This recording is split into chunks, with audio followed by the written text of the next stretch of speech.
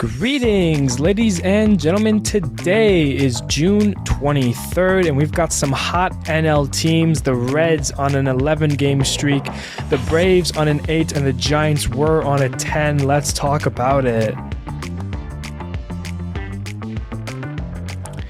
Hello, everybody. My name is Steven. This is the middle of the order. How are we doing today? It is a rainy Friday for myself, and we've got another week to go over of baseball. I'm excited. We've got some hot teams right now trying to make playoff pushes, even though we're only in June. I don't know why I said that. Let's dive in to our series recap. Before that, I want to start with the Diamondbacks and the Nationals. They played one game on Thursday. That was a makeup of a game earlier in the year. And I'm just going to talk about that quickly. Ketel Marte, he had a 3-run home run, his 12th of the year. The Nationals would go deep twice, Lane Thomas and Riley Adams. It wasn't enough. The Diamondbacks do win that game. They win it 5-3. They beat the Nationals. So yeah, I just want to bring that to attention quick. But let's dive into this week's series recap. Starting it off, we've got the Oilers at the Rays for a weird 2-game set. The O's were sending balls out of the Trop. Aaron Hicks, Anthony Santander, and Ryan O'Hearn all go deep. The Rays would do everything they could to try and mount a comeback, but ended up a couple runs short. The O's take the game. They win it 8-6. And in the second game, this one starts with the back-to-back home runs from the Rays, from Randy Arozarena and Isaac Paredes. They would score 4 runs in the second. The O's would get a couple of solo shots, but the Rays would hold on. They split the 2-game set, and they win it 7-2. The Mariners are in New York taking on the Yankees. This series starts with Cole going 7 innings with 8 strikeouts, as that would hold the Mariners, while Billy McKinney launches a 2-run home run. The Yankees win the game 3-1. In the second game, 3 Yankee home runs from Jake Bauers, Anthony Volpe, and Billy McKinney again set the Yankees up for another win as they take the game 4-2. And in the third game, the Mariners go to work, scoring 10 runs in the first 4 innings, with home runs from Colton Wong for his first of the year, Ty France, and then back-to-back home runs from Teoscar Hernandez and Kyle Raleigh. As the Mariners avoid the sweep, they win it 10-2. The Red Sox in Minnesota taking on the Twins, and jumping into this one tied at 3, Alex Verdugo hits a bases-clearing triple to put Boston up 3, and then Tristan Casas launched a 2-run home run to seal it. As the Red Sox take the opener, they win it 9-3. In Game 2, Adam Duvall and Christian Arroyo hit home runs in the first to get Boston started. Arroyo would go 5 for 5. Masataka Yoshida, he would join them later on with a home run in the for his 8th of the year. The Twins were down a lot, so the late home run frenzy from Buxton, Lewis, and Kepler would not be enough to come back. As the Red Sox take another, they win it 10-4. In Game 3, this game would be back and forth. Justin Turner went deep for Boston. Max Kepler goes yard for the Twins. We would be tied and needing extras, and after holding the Red Sox, Kyle Farmer delivers with a base hit to bring the winning run in. As the Twins walk it off, they beat the Red Sox 5-4. And in the final game, the 4th game, Correa and Buxton launch home runs in the first. And for Buxton, he would get a second home run in the game that pretty much went the same distance as the first, going 466 feet and then 465 feet. Absolute bombs from Buxton. But the story of this game was with Joe Ryan, who pitched a complete game shutout for the Twins for the first time since 2018 when Jose Barrios did it. And for the Twins, they'll win it. They split the 4-game set 2 apiece. They beat Boston 6-0. Kansas City in Detroit taking on the Tigers, and the Royals would go on a 4-run lead thanks to 2 home runs from Bobby Witt Jr. and Maikel Garcia, but the Tigers would go on to score 6 unanswered runs, 5 of which were scored in the 7th, with the help of a go-ahead 3-run home run from Kerry Carpenter. The Tigers still won and come from behind, win 6-4. In the second game, Daniel Lynch allows one hit over 7 scoreless innings of work for the Royals, while the only run in this one was scored on a Matt Beatty double. As the Royals take it, they win it 1-0. And in the final game, the Tigers would lead for most of the game. Javier Baez records his 1,000th career hit, and the Tigers would go on. They would add 4 more runs in the 8th inning to put it out of reach as they win the game and take the series 9-4. The Rangers in Chicago taking on the White Sox. Andrew Vaughn and Luis Robert Jr. hit back-to-back home runs for the White Sox, their only runs of the game. Meanwhile, Josh Jung goes deep for the Rangers, and a 2-run single from Jonah Heim would seal the deal as the Rangers hold on, winning it 5-2. In the second game, Eloy Jimenez and Elvis Andrus go deep for the Sox in this one, and would end up being down 2 entering the bottom of the 8th, but they would score 3 runs in the inning, the last run being scored on a called catcher blocking home plate rule that was overturned as the White Sox, they catch a break. They win that one to even the series 7-6. And in the final game, the Rangers get home runs from Ezekiel Duran and Jonah Heim, and a 3-run 5th inning would help the Rangers as they beat the White Sox, took the series. They win it 6-3. Oakland in Cleveland taking on the Guardians. Tony Kemp in the first game hits his 2nd home run of the year. The A's would have a 2-run lead, but the Guardians would tie it in the 7th on a Jose Ramirez double, which sends us to extras where Andres Jimenez is the hero with a walk-off single. The Guardians get the opener in a come-from-behind walk-off win. They take it 3-2. In the second game, Ryan Noda, he clubs a 3-run shot to put Oakland up 4. The Guardians would answer almost immediately by scoring 3 runs and then eventually tying it with a base hit from Josh Naylor. Later on in the game, his younger brother Bo Naylor would get his first MLB hit that had Josh Naylor the happiest in the building. Josh Naylor would also go deep in the game for his 9th home run of the year, and Stephen Kwan hits the double that scores the go-ahead run in the 8th, which leads to another Guardians win. They take it 7-6. And in the final game, Josh Bell goes deep for his 7th of the year. The Guardians go on to score 3 runs on a bases-loaded walk. 3 runs on bases-loaded walks. The A's shoot themselves in the foot in this one. The Guardians sweep them, winning it 6-1.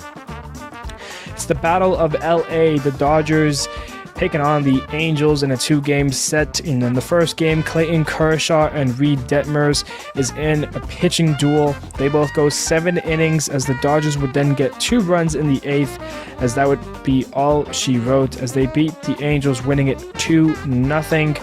And in the other game, the Dodgers have a bullpen day to face Ohtani as 7 Dodgers pitchers blank the Angels.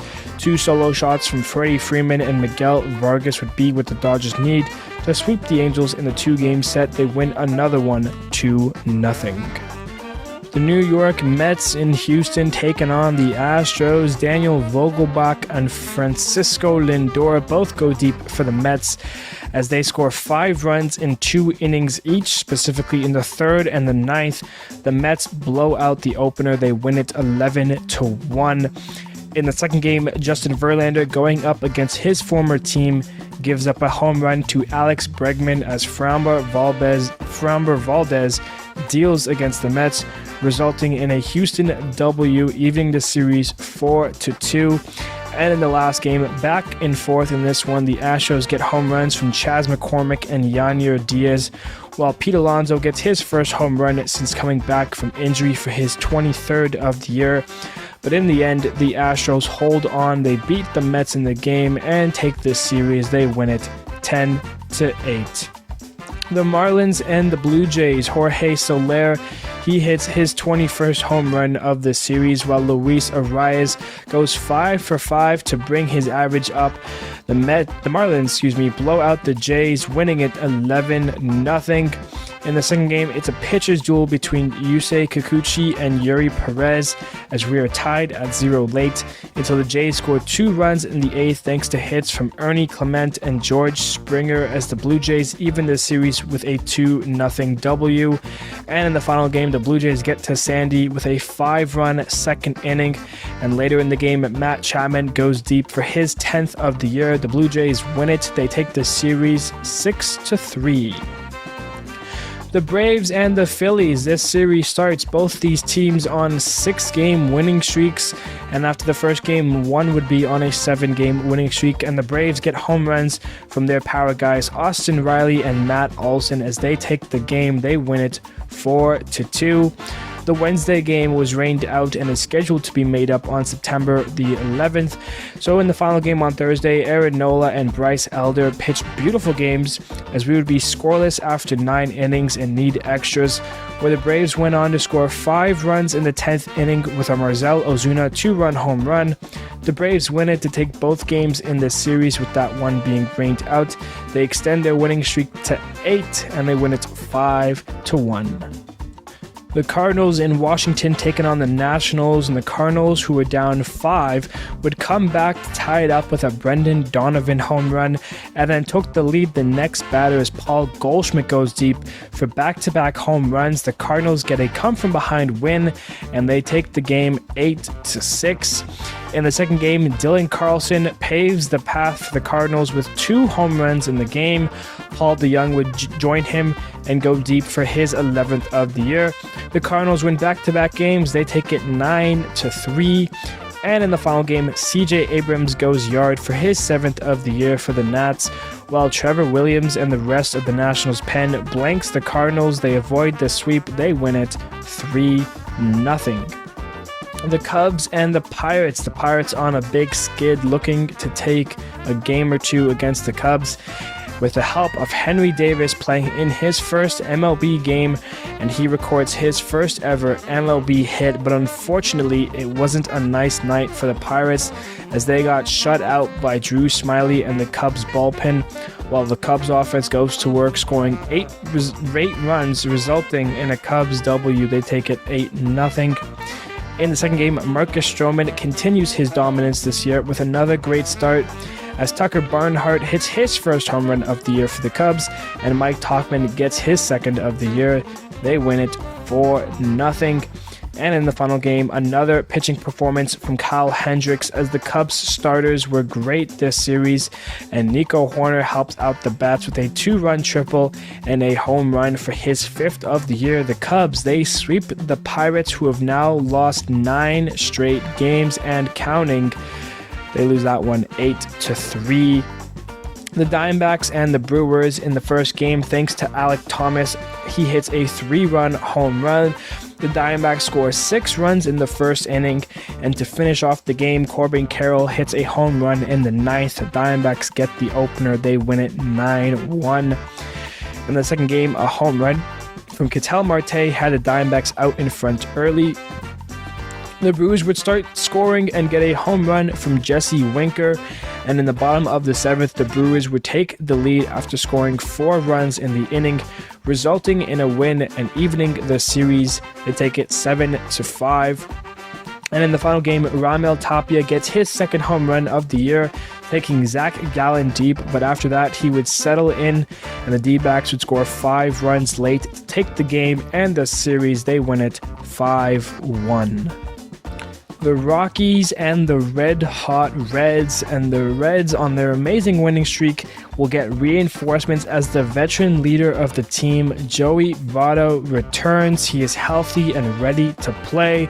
In the first game, Kevin Newman and Nick Senzel both go deep to get the Reds started, and of course, Joey Votto would have to go deep in his first game of 2023. The Rockies would mount a comeback and take a 1-run lead, but the Reds have magic, and they have Joey Votto on their side, and Votto, with the bases loaded, drives in 2 runs to take the lead, as that would be the last runs scored in the game, as Votto's 2023 debut was the reason the Reds won. They take it 5-4. In the second game, Nolan Jones homers to get the Rockies started, but the Reds get 4 runs on 2 home runs from TJ Friedl and Elly De La Cruz. They would add with a Will Benson home run. The Reds' win streak reaches 10 for the first time since 2012. They win it 8-6. And in the final game, 3 rocky solo shots from Brenton Doyle, Illuris Montero, and Randall Grichuk had the Rockies up, but the Reds tied up with a 3-run 5th inning, and then Jake Fraley hits a 2-run home run in the 8th inning to give the Reds the lead, which they would hold on to as they sweep the Rockies and win their 11th straight game, their longest win streak since 1957. The Reds on fire. They win it 5-3. And lastly, here we have the Padres and the Giants for a 4-game set, and it starts with Juan Soto hitting 2 home runs in the game, but home runs from David Villar and Mike Yastrzemski helped the Giants tie up this game and send it to extras, where Mike Yastrzemski launches a splash hit 3-run walk-off home run into the Cove. The Giants' magic continues with their 8th straight win. They take it 7-4. In the second game, Fernando Tatis Jr. hits his 15th home run of the year to have the Padres up 3-1. Brandon Crawford scores a run on a hit in the 7th to make it 3-2. Jock Peterson hits a solo shot bomb in the 8th to tie it up, and in the 9th, Jock Peterson, with the bases loaded, would walk in a walk-off run on a walk. The Giants get a comeback win. They keep the win streak alive. 9 now is the streak. They win it 4-3. In the third game, the Giants ride a 4-run 5th inning as the Giants pitching holds the Padres to 2 runs as the Giants extend their win streak to 10. They beat the Padres again 4-2. And in the final game, the Padres had enough of losing. They had enough of this win streak. And Blake Snell, he continues to dominate recently. He and the rest of the Padres pen blanks the Giants as Gary Sanchez, Manny Machado, and Ha-Seong Kim all go deep for the Padres to avoid the 4-game sweep and salvage the last game with a victory. They win it 10-0. We've got some hot teams in baseball, but none were hotter than the Giants, except for the Reds. But our game of the week takes us to the first game of that 4-game set between the Padres and the Giants. Top of the first, Juan Soto, his 12th of the year, made it 1-0. Top of the fourth, Ha-Seong Kim, he singles in 2 runs to make it 3-0. And then the top of the fifth, Juan Soto homers again, his 13th of the year. That made it 4-0. Padres. But then in the fifth, David Villar, he hits his 5th home run of the year. That made it 4-1 as the Giants start their comeback. Bottom of the 6th, Mike Yastrzemski, home run number 9, 4-2. In the bottom of the 9th, the Padres have a 2-run lead, but then a wild pitch from Luis Garcia allows Blake Sabol to score to make it 4-3. And later on, Patrick Bailey, he hits a sac fly, which allows Mike Yastrzemski to score to make it 4-4, which brings us to extras and brings us to Mike Yastrzemski's 10th home run of the year, a high and deep ball that ended up being wet in McCovey Cove, a 3-run walk-off home run for Mike Yastrzemski. Giants win that one, and what a game that was, scoring 7 straight runs after that. So yeah, good on the good on the Giants. And that got their winning streak up to 8. So yeah, that is your game of the week. And now a look at our baseball news for the week. We have the London series happening this weekend, and before that gets underway, MLB announced that the London series will return next year. The Mets and the Phillies will head to London Stadium June 8th and 9th. So that's going to be exciting. But yes, the Cubs and the Cardinals will be playing in the London series this weekend. So we'll be talking about that on Monday. Joey Votto, he is back. He is with the Reds, who are on an absolute scorcher. They've won 11 straight games, and we talked about how Votto played a big part in helping that be extended. A home run, and then the winning hit, a 2-run base hit up the middle. So classic Joey Votto immediately jumps back in. If you watch this guy, his antics are amazing. One of the best. Love him very much. Canadian as well. So just absolute wonderful player. The Braves, they're on an 8-game winning streak, so they're hot. The Giants, they lost on the Thursday game, but they were on a 10-game winning streak. And speaking of 10-game streaks, the Pirates are on a 10-game losing streak. They lost yesterday to the Marlins, which is part of this weekend series. We're not going to dive into that too much. But the Pirates, in the span of a week and a half, have lost first place. They have gone from first in the NL Central all the way down to fourth. It has been a brutal drop for them, and it looks like their magic has been shifted over to the Reds, who have taken full advantage of it. They are in first place in the NL Central.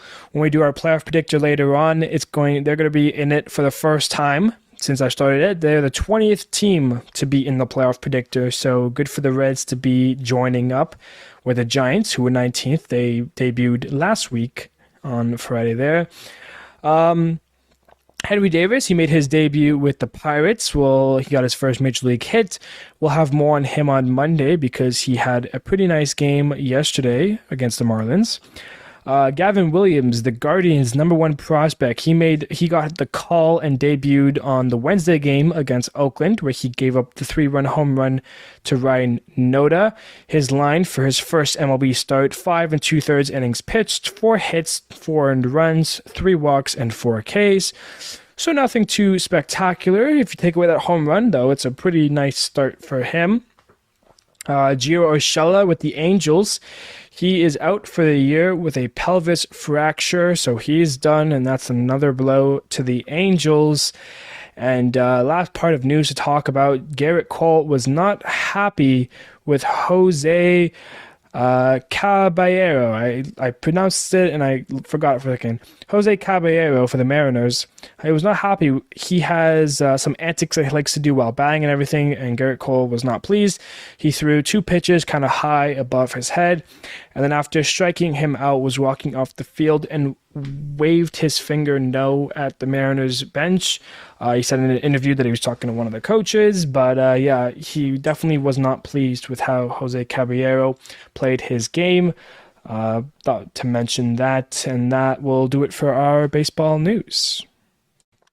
As mentioned, the All-Star Game is coming up, less than a month away, and we have finished Phase 1, the voting, and we are now into Phase 2. So I thought I'd bring that up, talk about that, and tell you guys my picks for who I think should be the All-Stars now that we have down to a select few. So the top overall vote getters for the AL, obviously, were Shohei Ohtani. He will be the starting DH for the AL. And for the NL, it was Ronald Acuna Jr. He got over 3 million votes and led all votes. He beat Ohtani.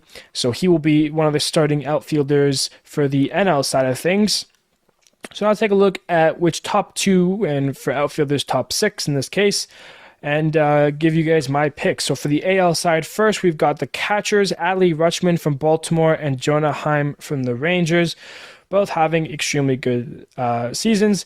I will go with Adley. I think he has been really well, even though Jonah Heim recently has been playing very well for the Rangers. So he's starting to make a case on why it should be him. But as of right now, I would say Adley. For first base, we have Vladdy Guerrero Jr. and Yandy Diaz.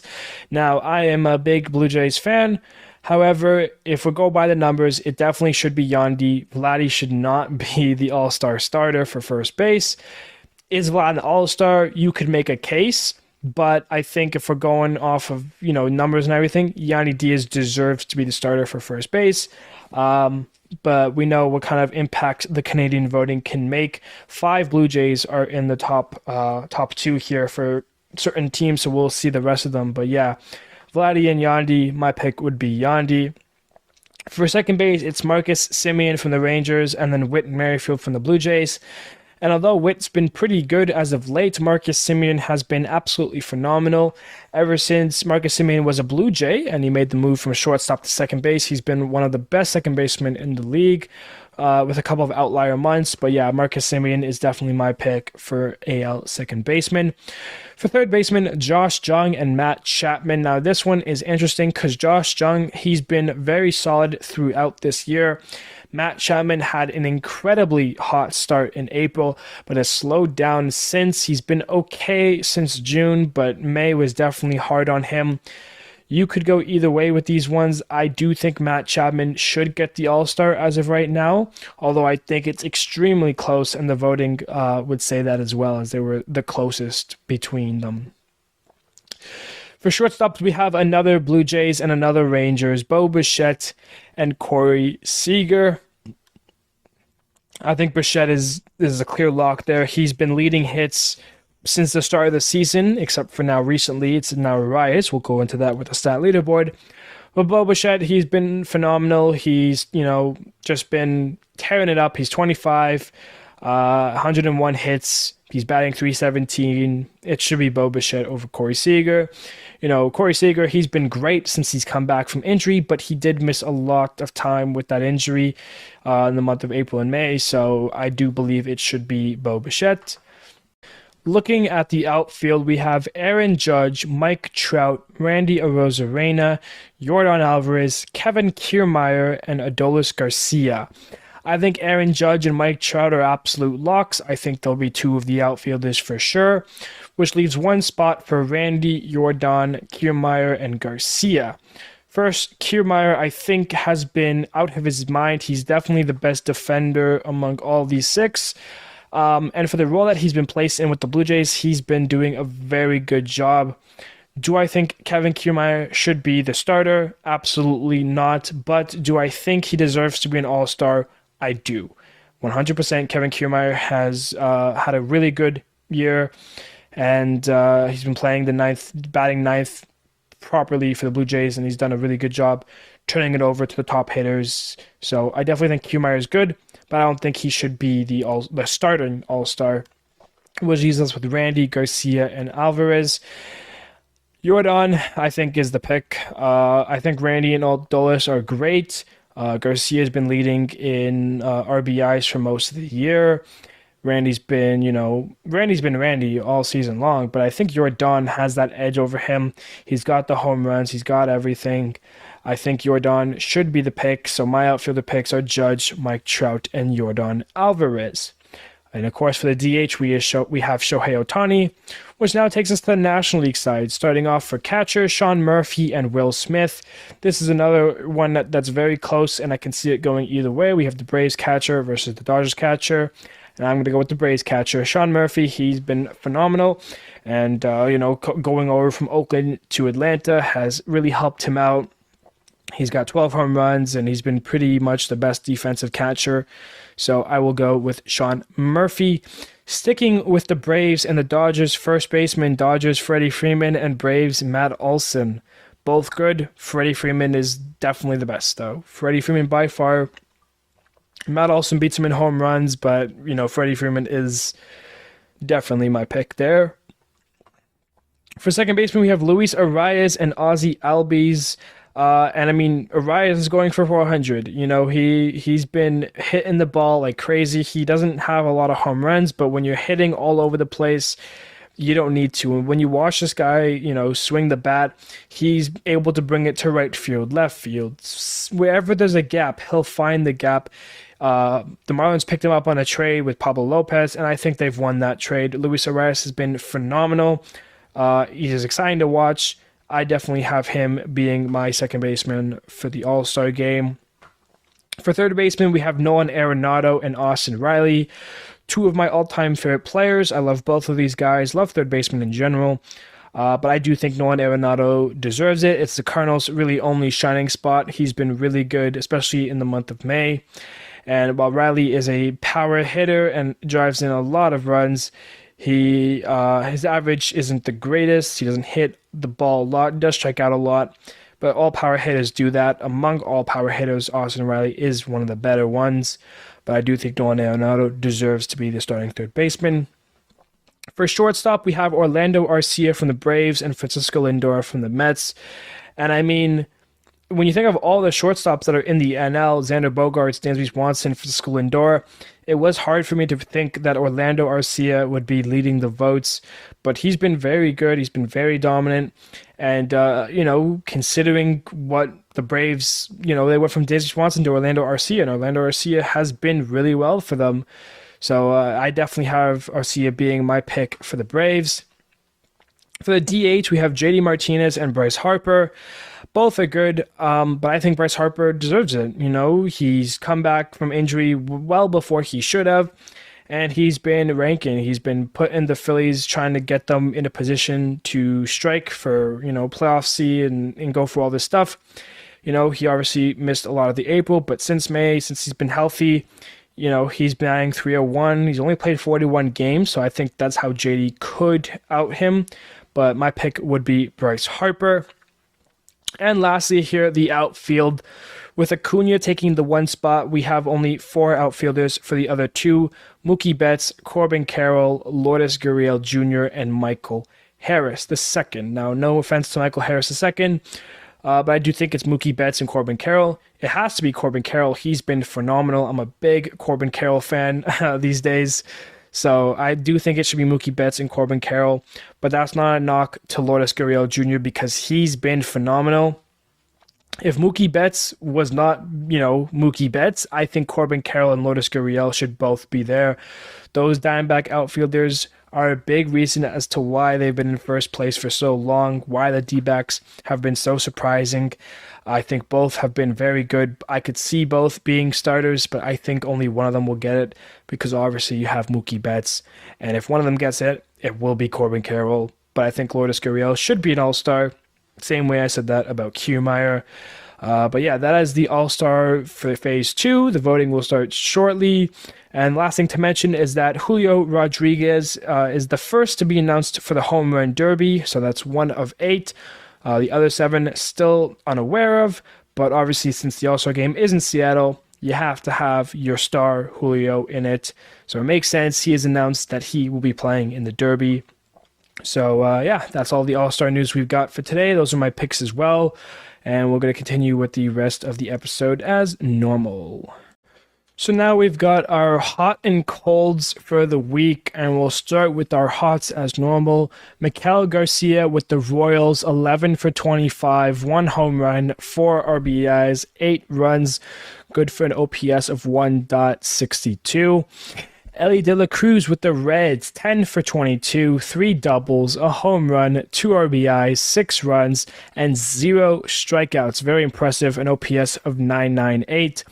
Corey Seager with the Rangers, 10 for 22, 4 doubles, a home run, 9 RBIs, 2 runs, an OPS of 1.273. Brendan Donovan with the Cardinals, 10 for 22, 5 RBIs, 4 runs, an OPS of 1.1136. And then Eddie Rosario, not as much games as the other ones, but 7 for 11, 3 home runs, 8 RBIs, 5 runs, an OPS of 2.237. Very good stuff there. And for our cold hitters, we start with Michael Conforto for the Giants, 1 for 28 strikeouts. Shea Langeliers with the A's, 1 for 19, 6 strikeouts. Wander Franco, 1 for 15, 7 strikeouts. Joey Gallo, 1 for 14, 10 strikeouts. And then Giancarlo Stanton, 0 for 14 with 8 strikeouts. That is your hot and cold. And now a look at our outstanding performances for the week. We're starting with Merrill Kelly from the Diamondbacks. 7 innings pitched, 3 hits, 1 run, 1 walk, 7 Ks. Max Scherzer against the Astros. 8 innings pitched, 4 hits, 1 earned run, 1 walk, 8 Ks. Daniel Lynch, 7 innings pitched, 1 hit, no earned runs, 2 walks, 2 Ks. Yuri Perez, 6 innings pitched, 3 hits, no earned runs, no walks, 9 strikeouts. Marcus Stroman, 7 innings pitched, 5 hits, no earned runs, 1 walk, 5 Ks. Clayton Kershaw, 7 innings pitched, 5 hits, no earned runs, 2 walks, 5 Ks. Reed Detmers, 7 innings pitched, 2 hits, no earned runs, 1 walk, and 8 Ks. Framber Valdez, 8 innings pitched, 4 hits, 2 earned runs, 1 walk, 9 Ks. Taj Bradley, 6 innings pitched, 3 hits, 1 earned run, no walks, and 8 Ks. Kyle Hendricks, 6 and a third inning pitched, 2 hits, 1 earned run, 3 walks, 2 Ks. Zach Gallen, 7 innings pitched, 3 hits, 1 earned run, 1 walk, 4 Ks.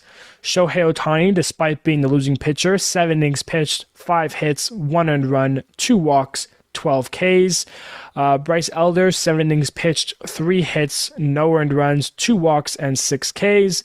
Brian Wu with the Mariners, 5 and a third innings pitched, 2 hits, no earned runs, 3 walks, and 5 Ks against those Yankees. Blake Snell, 6 innings pitched, 3 hits, no earned runs, no walks, 11 Ks. Good start from Snell there. And of course, lastly, Joe Ryan, 9 innings pitched, complete game shutout, 3 hits, no earned runs, no walks, and 9 Ks. Good stuff from Ryan. Good stuff from Snell. He's been exciting. But those are your outstanding performances. We've got some changes to our stat leaderboard. Leading in average is still Luis Arias. He's back up to close to 400 at 397.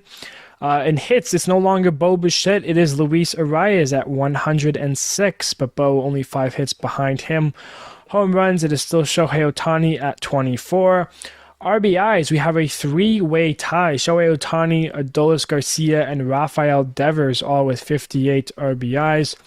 Ronald Acuna Jr. leads it in runs at 64.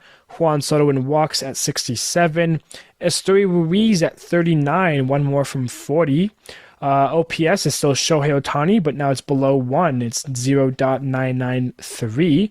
Shane McClanahan leads it in wins still at 11.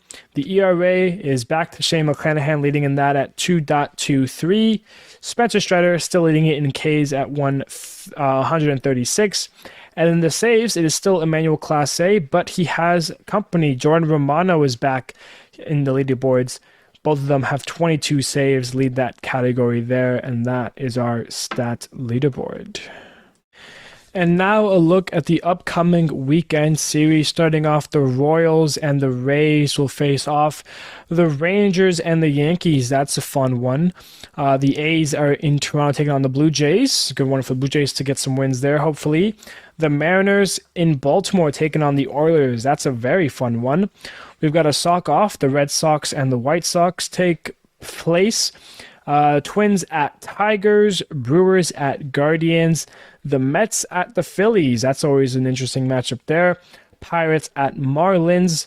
The Braves on an 8-game winning streak are in Cincinnati against the Reds, who are on an 11-game winning streak. So one of those teams, their win streak ends today. Angels at Rockies, Nationals at Padres, so a good chance for the Padres to kind of right the wrong ship that they just did against San Francisco. Astros at Dodgers, always an interesting series when those two teams take place ever since all of the scandalous stuff came out, so that's a must-watch series. Diamondbacks at Giants, the first place NL team versus the second place NL team. First in the NL West, should I say. First in NL West, second in NL West. That is a fun series to take place. And then, of course, the Cubs and the Cardinals are playing 2 games in London on Saturday and Sunday.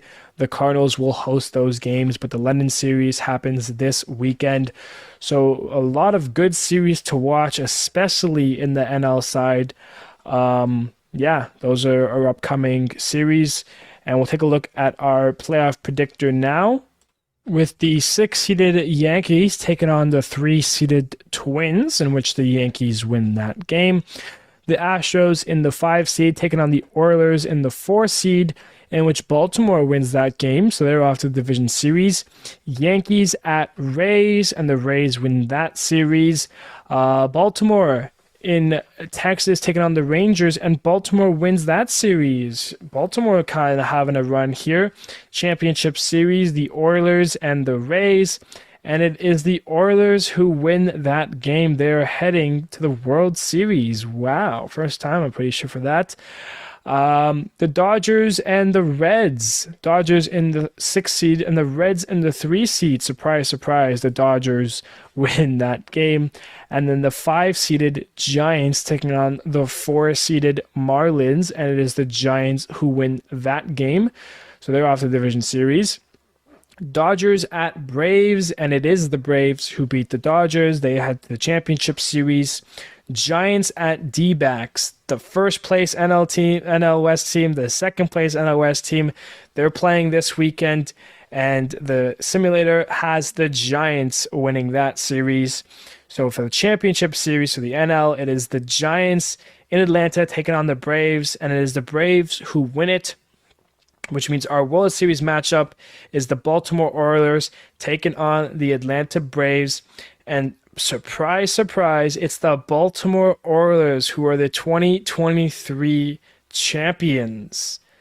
Wow, that's the first time that's happened. This has been a 10th playoff predictor, and only 2 teams have won it multiple times. The Twins have 2, and the Rays have 3. At some point, I'll post a little something on the YouTube community feed so you guys can see what I look at when I do my playoff predictors. But yeah, Baltimore wins it. Surprise, surprise. That is going to do it for us today here, ladies and gentlemen. If you're new here and you liked what you heard, please feel free to subscribe, follow the podcast. It helps me out a ton. Like the videos, comment, all that jazz. I appreciate you guys very, very much. I hope you guys have wonderful weekends. Go watch some baseball games. And I will see you guys for the London recap, for our series recap, and everything beautiful about baseball on Monday.